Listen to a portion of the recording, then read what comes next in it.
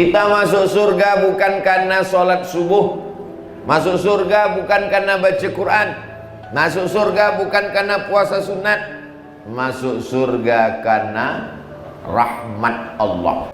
Memang semua hamba ini masuk surga itu dengan rahmat Allah. Ya. Bagaimana cara mendapatkan rahmat itu? Ya lewat amal. Ya. Apakah semua amal akan menentukan dia langsung masuk surga? Belum tentu. Kan ditimbang dulu, diukur dulu. Apakah ikhlas atau tidak?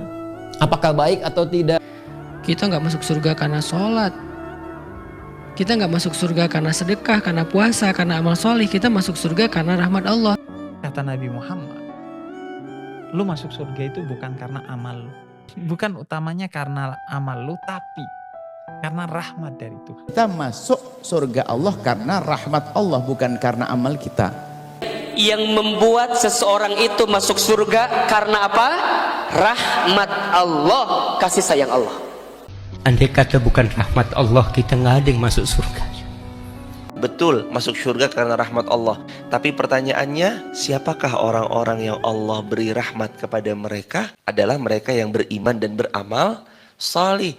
Benar, masuk surga itu atas dasar rahmat Allah. Bukan karena amalan, bukan karena ibadah sholat, tapi atas dasar rahmat Allah. Dan siapa orang-orang yang mendapat rahmat Allah itu? Benar, orang yang beriman. Tapi seperti apa orang beriman itu? Nah, itu dia yang jadi pertanyaannya. Wa min ayatina, ada tanda-tandanya, ada ciri-cirinya. Seperti apa ciri-cirinya? Apakah dia harus rajin sholat, rajin puasa, rajin sedekah? Kan sudah dibahas, bukan karena sholat, kan karena sudah dibahas, bukan karena amal. Jadi bukan pondasi itu. Jadi bagaimana kita menyikapi semua ini? Nah, inti dari semua itu maka carilah wasilah. Wasilah. Pemahaman yang kita pahamkan ini, wasilah itu adalah buku, padahal buku itu ya buku tok. Dari zaman dahulu sampai sekarang yang dikatakan wasilah itu adalah yang menyampaikan.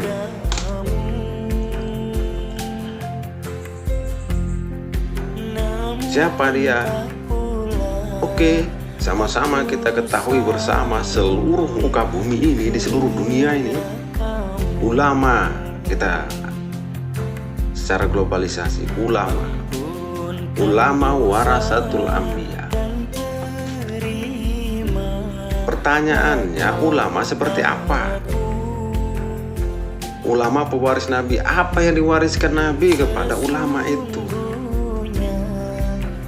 Jika kita ingin memahami apa yang diwariskan Nabi kepada seorang ulama, maka apa pondasi dasar kenabian itu? Dari mana awal kenabian? Oke, wal awalu wal akhiru, oke. Tapi setelah turun ke syariat akan ada adab dan seterusnya, sampailah kepada baginda yang kita sayangi dan kita sayangi, Rasulullah Muhammad Sallallahu Alaihi Wasallam. Apa yang diwariskan para nabi? Banyak orang mengatakan ilmu, pengetahuan. Secara syariat mah iya, ilmu pengetahuan. Tapi apa yang diwariskan nabi itu apa? Jika tidak tahu, bagaimana kita mau membuat sebuah konsep seseorang itu memahami tentang keimanan.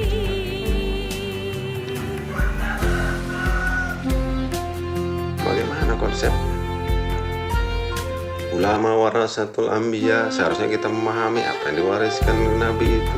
Allah menciptakan langit dan bumi beserta isinya, dan dia ciptakan makhluk yang bernama Adam. Untuk apa?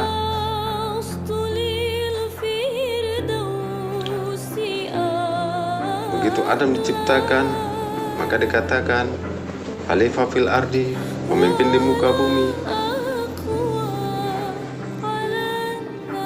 Bukankah dalam kata lain, arti lain, bahwasanya muka bumi ini, di bumi ini adalah si Adam. yang menguasai dan berkuasa. Lalu akan diwariskan turun-temurun. Nabi dan Rasul. Nabi selalu harus kita pahami apa yang diwariskan. Allah menciptakan ada maksud, diutuslah si Adam menjadi khalifah di muka bumi. Tentu maksud Allah ada. Nah, apa maksud Allah itu? Lantas berbondong-bondong orang nanti kita akan masuk surga dengan ini, dengan sholat, bahkan sesombong banget orang-orang yang sholat, memahami tentang warasatul anbiya. Kalian tahu? Jadi harus dipahami benar. Ulama warasatul anbiya. Apa kekuasaan Nabi Adam? Apa kekuasaan Nabi Idris, Nabi Nuh, Nabi Isa, Nabi Muhammad? Apa yang dikuasai? Dan itu akan diwariskan kepada siapa? Ulama warasatul anbiya. Jika ulama ini tidak mewariskan hal-hal yang seperti itu, maka beliau bukan ulama, maka tidak akan masuk dalam kategori ulama. Hanya masuk dalam kategori menjelaskan tentang sejarah, bukan mewariskan tentang yang dikatakan warasatul anbiya. Makanya kita harus benar-benar memahami. Jangan asal memahami, menampung semua apa yang dikatakan ini itu kita langsung mengiyakan. Harus dikaji kembali. Semua ini atas dasar rahmat Allah. Kehirup-pikukan, kesemrawutan pemahaman, dan semuanya ada maksud. Tidak mungkin Nabi mengeluarkan hadis dan hadis itu akan jadi pondasi dasar untuk gontok-gontokan sesama umat. Bukan itu juga maksud Nabi kan. Seperti itu ya. Allah menciptakan dunia ini, menciptakan langit dan bumi, dan akan dijadikan pergontok-gontokan. Tidak seperti itu. Jadi gimana mencikapinya? Nah, hanya ulama warasatul anbiya yang benar keulamaannya ini yang bisa memberikan penjelasan, memberikan keterangan, memberikan penerangan. Karena pada zaman Nabi, semua itu tidak berpondasi kepada hafal Al-Quran. Karena apa? Karena Al-Quran itu sendiri ada. Al-Quran itu sendiri hidup di zaman itu. Nah, itu diwariskan terus menerus sampai saat sekarang, sampai zaman ini. Jika tidak ada ulama yang mewarisi itu, maka gugurlah keulamaannya, yang gugurlah keulamaan ulama warasatul anbiya itu. Itu mustahil. Allah menciptakan segala sesuatunya. Ini ada maksud. Allah menciptakan semuanya, bahkan sampai saat ini, sekarang ini, detik ini, zaman ini, itu ada ulamanya. Tidak mungkin tidak ada ulamanya.